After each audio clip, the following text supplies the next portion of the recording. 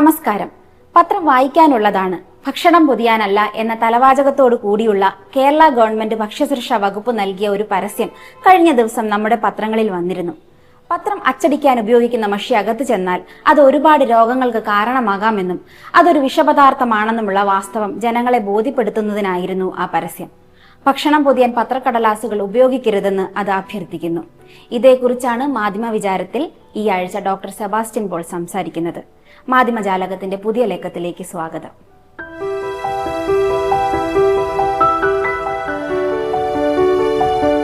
മദ്യം വിഷമാണ് എന്ന പ്രചാരണം മദ്യം ഉപയോഗിക്കുന്ന എല്ലാ സമൂഹത്തിലും വ്യാപകമായി നടക്കുന്നുണ്ട്. ഇപ്പോഴത്തെ പുതിയ ഒരു ക്യാമ്പയിനുമായി കേരള സർക്കാർ രംഗത്തിറങ്ങിയിരിക്കുന്നു. അത് മഷി വിഷമാണ് എന്നാണ്.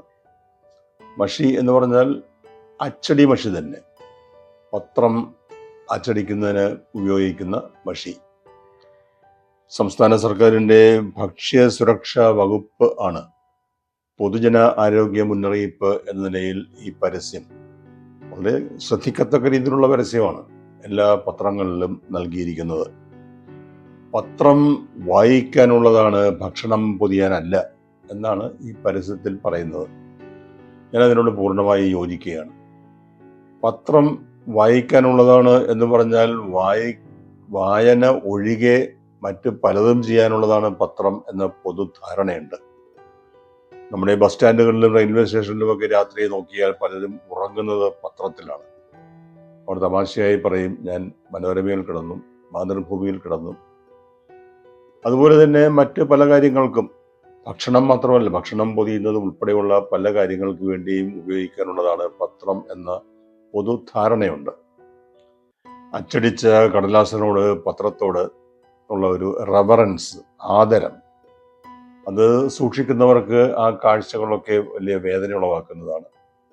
പക്ഷെ ഇപ്പോഴിതാ കേരള സർക്കാർ തന്നെ ഔദ്യോഗികമായി രംഗത്ത് വന്നിരിക്കുന്നു. പത്രക്കടലാസിൽ ആഹാര സാധനങ്ങൾ പൊതിയുന്നതും വിതരണം ചെയ്യുന്നതും ഭക്ഷ്യ സുരക്ഷാ ഗുണനിലവാര നിയമമനുസരിച്ച് ശിക്ഷാർഹമായ കുറ്റമാണ്. ഏതായാലും നന്നായി. എന്തെല്ലാം കാര്യങ്ങളാണ് ഈ പത്രക്കടലാസിൽ പൊതിയുന്ന ഭക്ഷണത്തിലൂടെ അച്ചടി മഷിയിലെ ആ വിഷാംശങ്ങൾ നേരിട്ട് നമ്മുടെ ശരീരത്തിൽ എത്തുകയാണ്. ചൂടുള്ളതും എണ്ണമയവുമായ ഭക്ഷണത്തിലാണെങ്കിലോ അതിൻ്റെ അപകടം ഇരട്ടിയുമാണ്. അതിന് ചില കാര്യങ്ങളെ കൂടെ പറയുന്നുണ്ട്. ലഡും ഖനലോഹങ്ങളും അത് നാഡീവ്യൂഹത്തെയും കരൾ വൃക്കകളെയും ബാധിക്കുന്നു. അച്ചടി മഷിയിലെ രാസവസ്തുക്കൾ ദീർഘകാല ഉപയോഗത്തിൽ അർബുദത്തിന് സാധ്യതയുണ്ട്. ബാക്ടീരിയയും വൈറസും ഭക്ഷ്യ വിഷബാധയും ദഹന പ്രശ്നങ്ങളും. അപ്പോൾ അങ്ങനെയൊക്കെയുള്ള ഒട്ടേറെ ഇന്ന് മാരകമായ അപകടങ്ങളാണ് ഈ മഷിയിൽ നിന്ന്. അച്ചടിക്കുന്ന കടലാസിൽ അച്ചടിക്കാൻ ഉപയോഗിക്കുന്ന മഷിക്ക് ഇത്രയേറെ അപകടങ്ങളുണ്ട് എന്ന് ഞാൻ അറിഞ്ഞിരുന്നില്ല. അതൊരു നമുക്കെല്ലാവർക്കും അതൊരു പുതിയ അറിവ് തന്നെയാണ്. പകരം എന്ത് ചെയ്യണമെന്ന് ചോദിച്ചാൽ അതിനൊക്കെ മാർഗങ്ങൾ കാണുമായിരിക്കാം. ഏറ്റവും ലളിതമായ സംവിധാനം നമ്മുടെ വാഴയില തന്നെയാണ് ഭക്ഷണം പൊതിയുന്നതിന്. ഏതായാലും അച്ചടി മഷി അപകടകരമാണ് എന്ന് നമ്മൾ അറിഞ്ഞിരിക്കണം പല രീതിയിലും. ഇതിൻ്റെ ശരീരത്തെ ബാധിക്കുന്ന ദോഷങ്ങളൊക്കെ പറഞ്ഞെങ്കിലും അച്ചടി മഷി നമ്മുടെ ബുദ്ധിയെ എങ്ങനെ ബാധിക്കുന്നു എന്ന് പറഞ്ഞിട്ടില്ല. അത് മനസ്സിലാക്കിയിട്ടുള്ള വ്യക്തികളുമുണ്ട്. അവർക്ക് മഷിയെ മറ്റൊരു തരത്തിൽ അച്ചടി മഷിയെ ഭയപ്പെടുന്നുണ്ട്. ഈ എഴുതുന്നതിനുള്ള സംവിധാനം മഷി എന്നത് വളരെ പണ്ട് മുതലേ ഉണ്ടായിരുന്നെങ്കിലും അത് ഒരു സിസ്റ്റമാറ്റിക് ആയിട്ട് അത് ഉപയോഗിക്കാൻ കഴിയുന്ന രീതിയിൽ ഡെവലപ്പ് ചെയ്ത് എടുത്തിട്ടുള്ളത് അത് ഗുട്ടൻബർഗിന്റെ അച്ചടി വിദ്യ അങ്ങനെ പ്രാവർത്തികമായതിനു ശേഷമാണ്. അതിനു മുൻപും പുരാതന ഈജിപ്തുകാരും ചൈനക്കാരും ഒക്കെ ഈ വിളക്ക് കരിയിൽ നിന്നൊക്കെ മഷി ഉണ്ടാക്കി എഴുതുന്നതിനൊക്കെ അത് ഉപയോഗപ്പെടുത്തുമായിരുന്നു. ഏതായാലും മഷിയുടെ ആ വർണ്ണ വൈവിധ്യം, ഇതിനെ മഷിക്കുപ്പി തന്നെ, അതൊക്കെ ഒരു ഗൃഹാതുരമായ ഓർമ്മകളായി മാറിയിരിക്കുന്നു. കാരണം ഇന്ന് പേന ഉപയോഗിക്കുന്നവരുടെ എണ്ണം വളരെ കുറവാണ്. പേന ഉപയോഗിക്കുന്നവർക്ക് തന്നെ മഷിയുടെ ആവശ്യമില്ല. കാരണം മറ്റു രീതിയിൽ മഷി ഫില്ല് ചെയ്തിരിക്കുന്ന സംവിധാനങ്ങളൊക്കെയാണ് നമ്മുടെ ബോൾ പെന്നിലും മറ്റു പേനകളിലും ഒക്കെ ഉള്ളത്. മഷിയുടെ നിറത്തിന് തന്നെ, ആ നിറം തന്നെ സന്ദേശമാണ്. പണ്ടൊക്കെ ബ്ലൂ സ്കൂളിലൊക്കെ പഠിച്ചു തുടങ്ങുമ്പോൾ മഷി ഉപയോഗിച്ചു തുടങ്ങിയപ്പോൾ നീല മഷി ആണ് ഉപയോഗിച്ചിരുന്നത്. പിന്നീട് ബ്ലൂ ബ്ലാക്ക് ഉപയോഗിച്ചു. തെറ്റ് തിരുത്തുന്നതിന് അധ്യാപകനോ അല്ലെങ്കിൽ അധികാരമുള്ളവരോ ചുവന്ന മഷി ഉപയോഗിക്കും. ഒടുവിൽ ഈ സർക്കാർ ഉത്തരവുകളിലും ഫയലുകളിലൊക്കെ പച്ച മഷിയിൽ ഒരു ഒപ്പ് വീണാൽ അതിന്റെ അർത്ഥം അതിന്റെ എല്ലാ പരിശോധനയും കഴിഞ്ഞു എന്നുള്ളതാണ്. അപ്പൊ അങ്ങനെ മഷി, അതൊക്കെ എഴുതുന്നതിന് ഉപയോഗിക്കുന്ന മഷിയാണ്. പക്ഷെ ഇവിടെ ഞാനിപ്പോൾ ഈ പരസ്യത്തിൽ പരാമർശിക്കുന്ന മഷി എഴുതുന്നതിനുള്ളതല്ല, അച്ചടിക്കുന്നതിനുള്ളതാണ്, പ്രിന്റ് ചെയ്യുന്നതിനുള്ളതാണ്. പുസ്തകം പ്രിന്റ് ചെയ്യുന്നതിന്, പത്രം പ്രിന്റ് ചെയ്യുന്നതിന് എല്ലാം ഉപയോഗിക്കുന്ന മഷി. അച്ചടി മഷി വാസ്തവത്തിൽ ചരിത്രത്തിലെ സർഗാത്മക ശക്തിയും അതേപോലെ തന്നെ വിധ്വംസക ശക്തിയുമാണ്. പണ്ട് ഫ്രഞ്ച് വിപ്ലവം എന്ന് പറയുന്നത് പുസ്തകങ്ങളിലൂടെ ചിന്തകന്മാരിൽ നിന്ന് സംഭവിച്ച ഒന്നാണ് എന്ന് നമുക്കറിയാം. ഫ്രഞ്ച് വിപ്ലവാനന്തരം തടവറയിലായ ലൂയി 16 അവിടുത്തെ ജയിൽ ലൈബ്രറിയിൽ 2 പുസ്തകങ്ങൾ കണ്ടപ്പോൾ, അത് ഒന്ന് വോൾട്ടയർ, മറ്റൊന്ന് റൂസോ. അപ്പോൾ അദ്ദേഹം പറഞ്ഞത് ഫ്രാൻസിനെ നശിപ്പിച്ച 2 പേർ എന്നാണ്. ഫ്രാൻസിനെ നശിപ്പിച്ച എന്ന് പറഞ്ഞാൽ തൻ്റെ രാജാധികാരത്തെ നശിപ്പിച്ച 2 പേർ എന്നാണ്. എന്തായിരുന്നു അവർ ചെയ്തത്? അവർ പുസ്തകം എഴുതി, ഇത്രേ ഉള്ളൂ. പുസ്തകം വായിച്ച് തുടങ്ങുന്ന ജനത ചിന്തിച്ചു തുടങ്ങും. ആ ചിന്ത വലിയ അപകടത്തിന് കാരണമാകും. നെപ്പോളിയൻ വളരെ പ്രസിദ്ധമായി പറഞ്ഞിട്ടുണ്ട്, ഈ അച്ചടി മഷിയുടെ വിപണനത്തിന്റെ നിയന്ത്രണം സർക്കാരിൻ്റെതായിരുന്നെങ്കിൽ, അല്ലെങ്കിൽ കുത്തക സർക്കാരിനായിരുന്നുവെങ്കിൽ ഫ്രഞ്ച് വിപ്ലവം സംഭവിക്കുമായിരുന്നില്ല. ഈ ബൂർബൺ രാജാക്കന്മാർക്ക് അവരുടെ അധികാരം നഷ്ടപ്പെടുകയും ചെയ്യില്ലായിരുന്നു. അതിലൊരു വാസ്തവമുണ്ട്. അപ്പോൾ ഈ മഷിയുടെ പ്രാധാന്യം വളരെ വലുതാണ്. ഇപ്പോൾ ഈ പരസ്യത്തിൽ ചൂണ്ടിക്കാണിച്ചിരിക്കുന്ന രാസപ്രക്രിയയും അതിനെ തുടർന്ന് നമ്മുടെ ശരീരത്തിലും ആന്തരിക അവയവങ്ങളൊക്കെ ബാധിക്കുന്ന ആ ഇഫക്റ്റ്, അതിനപ്പുറത്ത് മഷിയുടെ കരുത്ത് വളരെ വലുതാണ്. ആ കരുത്ത് തിരിച്ചറിഞ്ഞവർ നെപ്പോളിയൻ മുതലും കൊണ്ട് പലരും ഉണ്ട്. അപ്പോൾ ഈ ചിന്തയുടെ ഇന്ധനമാണ് മഷി. ചിന്തിക്കാനുള്ള അവസരം ഉണ്ടാകുമ്പോഴാണ് നമുക്ക് അഭിപ്രായം പ്രകടിപ്പിക്കാനുള്ള അവസരം ഉണ്ടാകുന്നത്. അപ്പോൾ അഭിപ്രായ പ്രകടന സ്വാതന്ത്ര്യത്തിന് അടിസ്ഥാനമായി വേണ്ടത് ചിന്തയാണ്, ചിന്തിക്കുന്നതിനുള്ള അവസരമാണ്. അച്ചടിക്കുമ്പോഴോ നമ്മൾ ഈ ഫ്രീഡം ഓഫ് ദ പ്രസ് എന്നെപ്പോഴും പറയാറുണ്ട്. എന്ത് ഫ്രീഡമാണ്? Freedom of the press to print, അതാണ് ഈ പ്രസ് ഫ്രീഡം എന്ന് പറയുന്നത്. അവിടെയും എന്താണ് നമ്മൾ കാണുന്നത്? പ്രിന്റ് ചെയ്യുക എന്ന് പറയുമ്പോൾ അവിടെ മഷി ഉപയോഗിച്ചാണ് അച്ചടിക്കുന്നത്. അപ്പം മഷിയുടെ മഹാത്മ്യം, മഷിയുടെ മഹത്വം, മഷിയുടെ കരുത്ത് അതത്ര നിസ്സാരമായ ഒന്നല്ല. ഇവിടെ ഇപ്പോൾ പൊതുജനാരോഗ്യത്തെ മുൻനിർത്തിയുള്ള മുന്നറിയിപ്പ്, ഭക്ഷണത്തിലൂടെ മഷി അകത്ത് കടന്നാലുള്ള അപകടത്തെക്കുറിച്ചാണ് സർക്കാരിന്റെ ഈ പരസ്യം, പൊതുജനാരോഗ്യ മുന്നറിയിപ്പ്. അത് വളരെ ശരിയാണ്. നമ്മൾ ഈ രാവിലെ പത്രം വായിച്ചിട്ട്, ഒരു പത്രമല്ല, ഒന്നിലധികം പത്രങ്ങളൊക്കെ വായിച്ച് അതിനുശേഷം ഒന്ന് വാഷ് ബേസിനിൽ പഴയ കോവിഡ് കാലത്ത് പരിചയിച്ച രീതിയിലുള്ള ഹാൻഡ് വാഷ് നടത്തിയാൽ നമ്മുടെ കയ്യിൽ നിന്ന് കറുത്ത നിറത്തിൽ ഒരു ദ്രാവകം ഇറങ്ങി വരുന്നത് കാണാം. അതാണ് മഷി. ആ മഷിയിൽ മാരകമായ വസ്തുക്കൾ അടങ്ങിയിരിക്കുന്നു എന്നാണ് ഈ പറയുന്നത്. ഇന്നത്തെ കാലത്ത് നമ്മൾ ഈ മഷിയെക്കുറിച്ചുള്ള മുന്നറിയിപ്പ് കിട്ടുമ്പോൾ മഷി വേണ്ടാത്ത ഒരു കാലത്തേക്ക് നമ്മൾ പ്രവേശിച്ചിരിക്കുകയാണ്. നമ്മൾ പ്രിന്റിങ്ങിന്റെ ഒക്കെ കാലം കഴിഞ്ഞല്ലോ. നമ്മളിപ്പോൾ ഡിജിറ്റൽ കാലത്ത്, ഡിജിറ്റൽ യുഗത്തിൽ കടലാസ് വേണ്ട, മഷി വേണ്ട, പേന വേണ്ട, അങ്ങനെ ഒരു അവസ്ഥയിലേക്ക് എത്തുമ്പോൾ അപ്പോൾ വളരെ സുരക്ഷിതമായി നമുക്ക് ഇതൊക്കെ കൈകാര്യം ചെയ്യാൻ കഴിയുമായിരിക്കാം. പക്ഷെ ഏതായാലും ഈ ഡിജിറ്റൽ സമ്പൂർണത നമ്മൾ കൈവരിച്ചാലും അപ്പോഴും എപ്പോഴെങ്കിലുമൊക്കെ നമുക്ക് ഒരു അച്ചടിച്ച കടലാസ് വായിക്കേണ്ടി വരും. അത് വായിക്കാൻ മാത്രമുള്ളതാണ്, അത് ഭക്ഷണം പൊതിയുന്നത് ഉൾപ്പെടെയുള്ള പഴംപൊരി പൊതിയുക തുടങ്ങിയ ആവശ്യങ്ങൾക്ക് വേണ്ടിയുള്ളതല്ല എന്ന മുന്നറിയിപ്പാണ് ഈ പൊതുജനാരോഗ്യ വകുപ്പ് ഈ പരസ്യത്തിലൂടെ നൽകിയിരിക്കുന്നത്. മുതിർന്ന മാധ്യമ പ്രവർത്തകർ ജീവിതം പറയുന്ന മൈ സ്റ്റോറി എന്ന പങ്ക്തിയാണ് ഇനി. കേരള കൗമുദി ദിനപത്രത്തിൽ ദീർഘകാലം പത്രപ്രവർത്തകനായിരുന്ന BV പവനനാണ് ഈ ലക്കം മൈ സ്റ്റോറിയിൽ തന്റെ മാധ്യമ പ്രവർത്തനാനുഭവങ്ങൾ പങ്കുവെക്കുന്നത്. ആലപ്പുഴയിൽ ജോലി ചെയ്ത കാലത്ത് മഹാസാഹിത്യകാരനായ തകഴി ശിവശങ്കരപിള്ളയുമായി തനിക്കുണ്ടായിരുന്ന അടുത്ത ബന്ധവും അതുമായി ബന്ധപ്പെട്ട ചില കാര്യങ്ങളും അദ്ദേഹം ഓർമ്മിക്കുന്നു.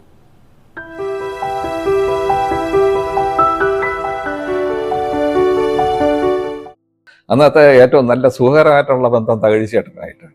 തകഴിച്ചേട്ടൻ ഭയങ്കര പിശുക്കനാണെങ്കിലും നമുക്ക് നന്നായിട്ട് നല്ല ഭക്ഷണം, കാത്തച്ചേച്ചി നല്ല ഭക്ഷണമൊക്കെ ഉണ്ടാക്കി തരും.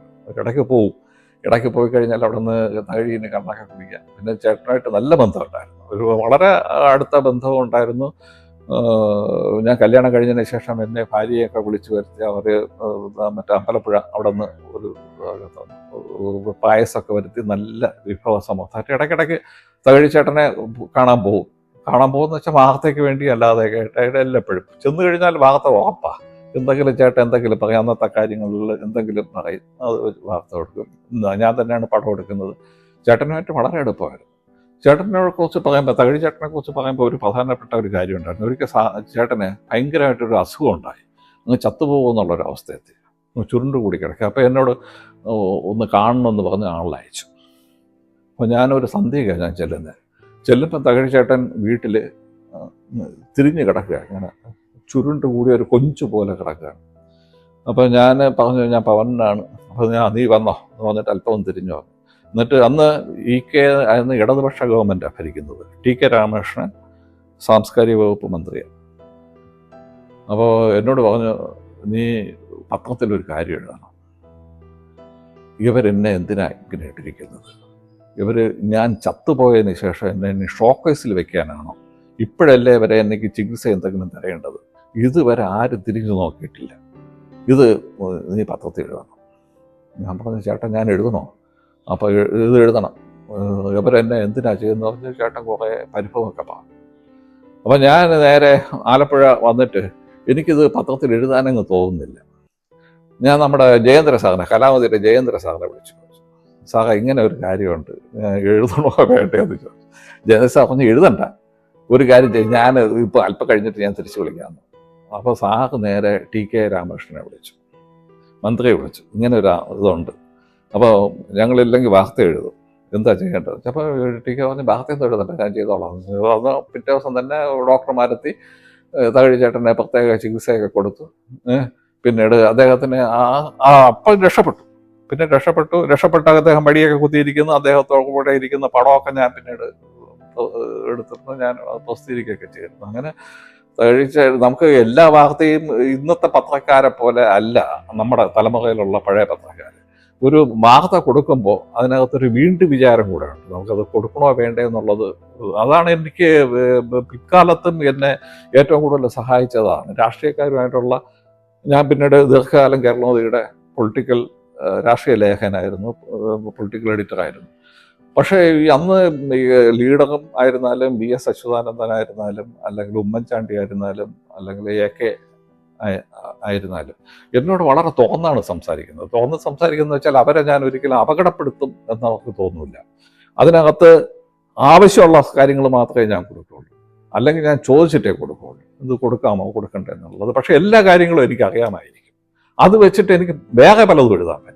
ഇവരെ കോട്ട് ചെയ്ത് അവരെ കൊടുക്കുന്ന പരിപാടി അത് ഇന്ന് പലരും കാണുന്നുണ്ട്, അത് ചെയ്തിട്ടില്ല.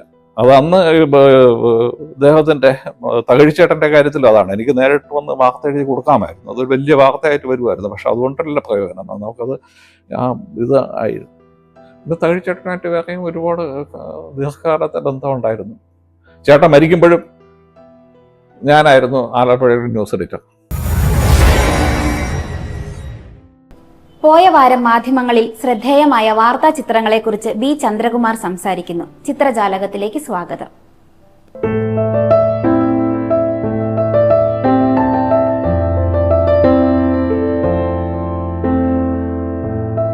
ലോകകപ്പ് ഫുട്ബോളിനെ വരവേൽക്കാൻ ലോകം തയ്യാറെടുത്തു കഴിഞ്ഞു. ലോകകപ്പ് ഫുട്ബോൾ നടക്കുന്ന മെക്സിക്കോ സിറ്റിയിൽ ട്രിയോൻഡ പന്തിന്റെ മാതൃകയിലുള്ള ഒരു ബലൂൺ പറന്നിറങ്ങുന്ന കാഴ്ച ദേശാഭിമാനി പത്രത്തിൽ കണ്ടു. മഴയും ഫുട്ബോളും ഒരുമിച്ച് ആസ്വദിക്കുന്ന കുട്ടികളുടെ ഒരു ദൃശ്യം ന്യൂ ഇന്ത്യൻ എക്സ്പ്രസ് പത്രത്തിൽ കണ്ടു. കോഴിക്കോട് നിന്ന് ഫോട്ടോഗ്രാഫർ വിൻസെന്റ് പുളിക്കൽ ആണ് ആ ഫോട്ടോ ക്യാമറയിൽ പകർത്തിയത്. ന്യൂ ഇന്ത്യൻ എക്സ്പ്രസിന്റെ മറ്റൊരു ഫോട്ടോഗ്രാഫർ എ സനേഷ് വൈപ്പിൻ ബീച്ചിൽ നിന്ന് പകർത്തിയ ചിത്രവും ആകർഷകമായി തോന്നി. ഇന്ത്യയുടെ സ്വപ്ന പദ്ധതിയായ കാശ്മീരിനെ ലഡാക്കുമായി ബന്ധിപ്പിക്കുന്ന സോജില തുരങ്ക പാത അതിന്റെ നിർമ്മാണം പൂർത്തിയായി വരുന്നു. അതിന്റെ മനോഹരമായ ഒരു കാഴ്ച മാധ്യമങ്ങളിൽ കണ്ടു. ലോകസഭാ പ്രതിപക്ഷ നേതാവ് രാഹുൽ ഗാന്ധി സ്കൂബ ഡൈവിംഗ് നടത്തുന്ന ഒരു ചിത്രം മിക്ക മലയാള പത്രങ്ങളുടെയും ഒന്നാം പേജിൽ കണ്ടു. പാരിസ്ഥിതിക ആഘാതം ചൂണ്ടിക്കാട്ടി ഗ്രേറ്റ് നിക്കോബാർ പദ്ധതിക്കെതിരെ നടത്തുന്ന പ്രതിഷേധത്തിന്റെ ഭാഗമായി തയ്യാറാക്കിയ വീഡിയോയിൽ നിന്നുള്ളതാണ് ആ ദൃശ്യം. ന്യൂഡൽഹിയിലെ മാളവിയ നഗറിലുണ്ടായ തീപിടുത്തത്തിൽ ഒട്ടേറെ പേർ മരണപ്പെട്ടു. അപകടത്തിൽ നിന്ന് ആളുകളെ രക്ഷിക്കുന്ന ദൃശ്യങ്ങൾ പത്രങ്ങളിൽ കണ്ടു. ഫിലിപ്പീൻസിലുണ്ടായ ഭൂകമ്പത്തിൽ തകർന്ന കെട്ടിടങ്ങളുടെ ദൃശ്യങ്ങളും മാധ്യമങ്ങളിൽ കണ്ടു. സമുദ്ര ദിനത്തിൽ മലയാള മനോരമ പ്രസിദ്ധീകരിച്ച ഒരു ചിത്രം തികച്ചും വ്യത്യസ്തമായി തോന്നി. ട്രോളിംഗ് നിരോധനത്തെ തുടർന്ന് ചെറിയ ബോട്ടിലിരുന്ന് വലവീശുന്ന മത്സ്യത്തൊഴിലാളിയുടെ ആ മനോഹര ദൃശ്യം പകർത്തിയത് ഫോട്ടോഗ്രാഫർ ആറ്റ്ലി ഫെർണാണ്ടസ് ആണ്. വാർത്തകൾ കേട്ടറിയുന്ന കാലത്ത് നിന്ന് കണ്ടറിയുന്ന കാലത്ത് എത്തിയപ്പോഴാണ് ജേർണലിസം കൂടുതൽ ശക്തവും സുന്ദരവുമായത്. എന്നാൽ ഇന്ന് അതൊരു ശല്യമായി മാറിയോ എന്ന് സംശയിക്കേണ്ടിയിരിക്കുന്നു. അന്തരിച്ച പ്രമുഖ നടൻ സലിം കുമാറിന്റെ മൃതദേഹം അന്ത്യകർമ്മങ്ങൾ നടത്തുമ്പോൾ ആ വീട്ടിലേക്ക് ഇടിച്ചു കയറിയ നവമാധ്യമ പ്രവർത്തകരുടെ തിരക്ക് കാരണം സലിം കുമാറിന്റെ മകന് നിയന്ത്രണം വിട്ട് പ്രതികരിക്കേണ്ടി വന്നത് വലിയ ചർച്ചയായിരിക്കുകയാണ്. മാധ്യമങ്ങൾ അതിരുകൾ ലംഘിക്കുന്നുണ്ടോ എന്ന് ആത്മപരിശോധന നടത്തേണ്ട സമയം ആയിരിക്കുന്നു എന്ന് ആ സംഭവം നമ്മളെ ഓർമ്മപ്പെടുത്തുകയാണ്. സ്വന്തം അടയാളമായി മാറിക്കഴിഞ്ഞ ശൈലിയിൽ നിന്ന് വ്യതിചലിക്കുന്നതും മരണവാർത്തയിൽ തമാശ കലർത്തുന്നതും ഇന്ന് പത്രങ്ങൾക്ക് ശീലമാകുന്നു. ഈ പ്രവണത എത്രത്തോളം ആശാസ്യമാണ് എന്നാണ് വാക്കിലെ ശരിയിൽ SD പ്രിൻസ് ചോദിക്കുന്നത്.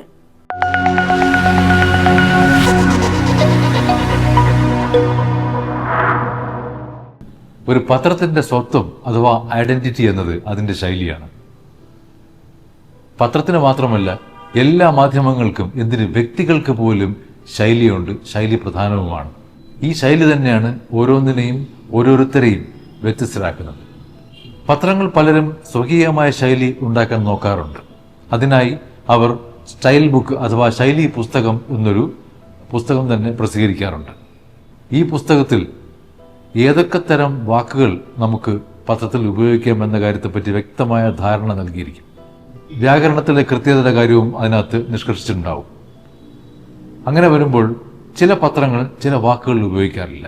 അത് അവരുടെ ശൈലിയാണ്. ഒരു ശൈലി ഉണ്ടാകുന്നത് വലിയ കാര്യം തന്നെയാണ്. പക്ഷെ അതിനേക്കാൾ വലിയ കാര്യം അതിൽ ഉറച്ചു നിൽക്കുക എന്നതാണ്. പല പത്രങ്ങളും അതിൽ ഉറച്ചു തന്നെ നിൽക്കാറുണ്ട്. എന്നാൽ ഈയിടെയായി ചിലപ്പോൾ ശൈലിയിൽ നിന്ന് വ്യതിചലിക്കുന്ന ഒരു രീതി പത്രങ്ങൾ എടുക്കാറുണ്ട്. അവർക്ക് പറയേണ്ട കാര്യം പറയേണ്ട രീതിയിൽ പറയണമെങ്കിൽ ഒരുപക്ഷെ ശൈലി അനുസരിച്ച് ഉപയോഗിക്കുന്ന പ്രയോഗങ്ങൾ അവിടെ സാധ്യമായില്ലെന്നിരിക്കും. അങ്ങനെ വരുമ്പോൾ സ്വന്തം ശൈലി മറന്നിട്ട് എഴുതുന്ന ഒരു രീതി കാണാറുണ്ട്. കുറച്ചു കാലം മുമ്പ് ഒരു സിനിമയുടെ പേര് ശീർഷകങ്ങളിൽ കൊണ്ടുവരാൻ നോക്കുമ്പോൾ പലരും അവരെഴുതുന്ന രീതിയിലല്ല അത് പത്രത്തിൽ എഴുതി വന്നത്. കാരണം സ്വന്തം ശൈലി മറന്ന് സിനിമാ പോസ്റ്ററിനെ ഓർമ്മിപ്പിക്കുന്ന എഴുത്തായിരുന്നു അവർ നടത്തിയത്. കഴിഞ്ഞ ദിവസം ഒരു പത്രത്തിൽ ഒരു വലിയ വാർത്ത കണ്ടു. ആ പത്രം പ്രധാനമന്ത്രിയുടെ പേര് എഴുതുന്നത് നരേന്ദ്ര മോദി എന്നാണ്. ഔദ്യോഗികമായും മോദി എന്ന് തന്നെയാണ് പേര്. കേരളത്തിലെ പത്രങ്ങളിൽ 1-2 പേരൊഴികെ ബാക്കിയെല്ലാം മോദി എന്നാണ് എഴുതുന്നത്. 1-2 പേർ മാത്രം മോഡി എന്നെഴുതാറുണ്ട്. ഈ പത്രം പതിവായി മോദി എന്നെഴുതുന്നവർ ആ ദിവസം നോക്കുമ്പോൾ ഒരു വാർത്തയ്ക്ക് വലിയ ശീർഷകം നൽകിയിരിക്കുന്നു. അവിടെ മോഡി എന്നാണ് എഴുതിയിരിക്കുന്നത്. കേരളത്തിലെ പ്രതിപക്ഷ നേതാവിൻ്റെ വസതിയിലും മറ്റു സ്ഥലങ്ങളിലും എൻഫോഴ്സ്മെന്റ് ഡയറക്ടറേറ്റിന്റെ റെയ്ഡ് നടന്ന വാർത്തയിലാണ് ഇങ്ങനൊരു മാറ്റം കണ്ടത്. അവിടെ എഴുതിയിരിക്കുന്നത് മോഡി ED VD ഡീൽ തകരില്ല എന്നാണ് എഴുതിയിരിക്കുന്നത്. അതേ ദിവസം തന്നെ ഇതേ പേര് വീണ്ടും എഴുതിയിട്ടുണ്ട്, മോഡി എന്ന് തന്നെയാണ് അവിടെയും എഴുതിയിരിക്കുന്നത്. പക്ഷേ ആ പത്രത്തിൽ നോക്കുമ്പോൾ അതിൻ്റെ വാർത്തയിൽ എഴുതിയിരിക്കുന്നത് കൃത്യമായി മോദി എന്ന് തന്നെയാണ്. ശീർഷകം ഒന്ന് ഒത്തുവരാൻ വേണ്ടിയിട്ടാവും ഒരുപക്ഷെ ശൈലിയിൽ നിന്ന് മാറി എഴുതിയത്. സ്വന്തം ശൈലിക്ക് പ്രാധാന്യം കൽപ്പിക്കുന്ന രീതി മാധ്യമങ്ങളിൽ നിന്ന് മാഞ്ഞു പോവുകയാണോ എന്നൊരു സംശയം ഇവിടെ തോന്നിപ്പോകുന്നു. ശൈലിയെക്കുറിച്ച് പറഞ്ഞു വരുമ്പോൾ ഒരു കാര്യം വ്യക്തമാണ്, എല്ലാ ആളുകൾക്കും ഒരേ ശൈലി രസിച്ചിരിക്കില്ല. അതുകൊണ്ടാണ് ഒരു പത്രത്തിലെ പല പേജുകൾക്ക് പല ശൈലിയിലുള്ള എഴുത്തായിരിക്കും ഉണ്ടാവുക. സ്പോർട്സ് പേജിൽ എഴുത്ത് രീതി തന്നെ വേറെ ആയിരിക്കും, രാഷ്ട്രീയം എഴുതുമ്പോൾ വേറൊരു രീതിയിലായിരിക്കും. ഇതൊക്കെ പലതരം വായനക്കാരെ ഉദ്ദേശിച്ചാണെന്നാണ് നമ്മുടെ ഒരു കണക്കുകൂട്ടൽ. അതുപോലെ യുവാക്കളുടെ കാര്യം എഴുതി വരുമ്പോൾ ഒരു പുതിയ ശൈലിയിലാവും എഴുതുക. അത് ജെൻ സി അഥവാ 1997-നും 2012-നും ഇടയ്ക്ക് ജനിച്ച ആ ഒരു ജനറേഷനിൽപ്പെട്ട ആളുകൾക്ക് സ്വീകാര്യമാകും എന്നുള്ള ഒരു ധാരണയുടെ പുറത്താണ് അങ്ങനെ എഴുതുന്നത്. കൊച്ചു കുട്ടികൾക്ക് വേണ്ടിയുള്ള ലേഖനങ്ങളിലും മറ്റും ചിലപ്പോൾ ഇംഗ്ലീഷ് അതേപടി എഴുതുന്ന രീതിയും മലയാള പത്രങ്ങൾ സ്വീകരിക്കാറുണ്ട്. ഇങ്ങനെ പലതരം ശൈലി ഉപയോഗിക്കുമെങ്കിലും മരണം പോലുള്ള കാര്യങ്ങൾ റിപ്പോർട്ട് ചെയ്യുമ്പോൾ തികഞ്ഞ ഗൗരവത്തോടെ റിപ്പോർട്ട് ചെയ്യുന്നതാണ് പത്രങ്ങളുടെ ഒരു രീതി. അതാണ് കീഴ്വഴക്കവും അതാണ് എല്ലാവർക്കും സ്വീകാര്യമായിട്ടുള്ളത്. ആ രീതിയിലുള്ള റിപ്പോർട്ടിങ്ങിലൂടെ മരിച്ച ആളിനോടുള്ള ആദരം പ്രകടിപ്പിക്കാനാകുന്നു എന്നാണ് പ്രധാനപ്പെട്ട കാര്യം. പ്രശസ്ത സിനിമാ താരം സലീം കുമാർ നിര്യാതനായപ്പോൾ അദ്ദേഹത്തിൻ്റെ നിര്യാണ വാർത്ത പല പത്രങ്ങളിൽ പല രീതിയിലാണ് വന്നിരുന്നത്. അത് കണ്ടപ്പോഴാണ് ഈ ഒരു ശൈലിയെക്കുറിച്ച് ഓർമ്മ വന്നത്. മിക്ക പത്രങ്ങളും സാധാരണ മരണം റിപ്പോർട്ട് ചെയ്യുന്ന രീതിയിൽ തന്നെയാണ് അത് റിപ്പോർട്ട് ചെയ്തത്. അവിടുത്തെ ശീർഷകങ്ങൾ നോക്കിയാൽ അറിയാം. ഇനി ഒരു പൊട്ടിച്ചിരി ഓർമ്മ എന്ന് ഒരു പത്രത്തിൽ കണ്ടു. ചിരിയുടെ മണവാളന് വിട എന്നായിരുന്നു വേറൊരു പത്രം എഴുതിയത്. ചിരിപ്പിച്ച് മടങ്ങി മറ്റൊരു ശീർഷകമാണ്. ഇങ്ങനെ തികഞ്ഞ ഗൗരവത്തോടെയുള്ള ശീർഷകങ്ങൾ പല പത്രങ്ങളും കാണുമ്പോൾ ഒരു പത്രത്തിൽ സലീം കുമാർ അന്തരിച്ചു എന്നുള്ള വിവരം കൊടുത്തിട്ടുണ്ട്. അതിന് തൊട്ട് താഴെ വലിയ അക്ഷരത്തിൽ എഴുതിയിട്ടുണ്ട്, I am the sorry Malayalees എന്ന്. സലീം കുമാർ ഏതോ സിനിമയിൽ പറഞ്ഞ ഒരു ഡയലോഗ് എടുത്ത് അതേപടി ഇട്ടിരിക്കുന്നതാണ്. ഇത് കുറച്ചു കാലമായൊരു പതിവായിട്ടുണ്ട്. നടൻ ശ്രീനിവാസൻ മരിച്ചപ്പോൾ ഒരു പത്രം എഴുതിയിരുന്നത് പോട്ടെ ദാസ സമയമായി എന്നാണ്.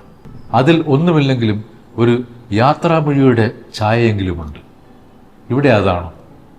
സലീം കുമാർ എന്ന നടൻ വെറും കോമാളിത്തരം മാത്രം കാട്ടി കഴിഞ്ഞു പോയ ഒരാളല്ല എന്ന് എല്ലാവർക്കും അറിയാം. ദേശീയ പുരസ്കാരം വരെ നേടിയിട്ടുള്ള ഒരാളാണ്. അങ്ങനെ ഒരു കലാകാരനെ ഓർമ്മിക്കാൻ ഇങ്ങനത്തെ ഒരു കോമാളി വരി മാത്രമേ കിട്ടുകയുള്ളൂ എന്നൊരു സംശയം വരും. ജെൻസിക്ക് വേണ്ടിയല്ല, ആർക്ക് വേണ്ടിയാണെന്ന് പറഞ്ഞാലും അതിനെ അത്രയ്ക്കങ്ങോട്ട് ഇഷ്ടപ്പെടാൻ തോന്നുന്നില്ല. അങ്ങനെ കോമാളിത്തത്തിൽ ഒതുക്കേണ്ട ഒരാളല്ല എന്ന് തോന്നിയതുകൊണ്ടാണല്ലോ അടുത്ത ദിവസം ഈ പത്രങ്ങൾ പലതും എഡിറ്റോറിയൽ എഴുതിയത്. കാലം കവരാത്ത നിറചിരിക്കാലം എന്ന് ആ എഡിറ്റോറിയലിന് ശീർഷകവും നൽകിയതും അതുകൊണ്ട് തന്നെ ആകുമല്ലോ. മറ്റൊന്നുകൂടിയുണ്ട്, കാണിക്കുന്ന എന്ത് തമാശയും ജെൻസിയുടെ പേരിലാണ് എന്ന് പറഞ്ഞ് ഉണ്ടാക്കി വയ്ക്കുന്ന ഒരു മോശപ്പെട്ട പൊതുബോധം, ഒരു തലമുറയെക്കുറിച്ചുള്ള ഒരു പൊതുബോധമാണ് അവിടെ നമ്മൾ സൃഷ്ടിക്കുന്ന കാര്യം കൂടെ ഓർക്കുന്നത് നല്ലതായിരിക്കും. മാധ്യമജാലകത്തിന്റെ ഈ ലക്കം അവസാനിക്കുന്നു. നന്ദി, നമസ്കാരം.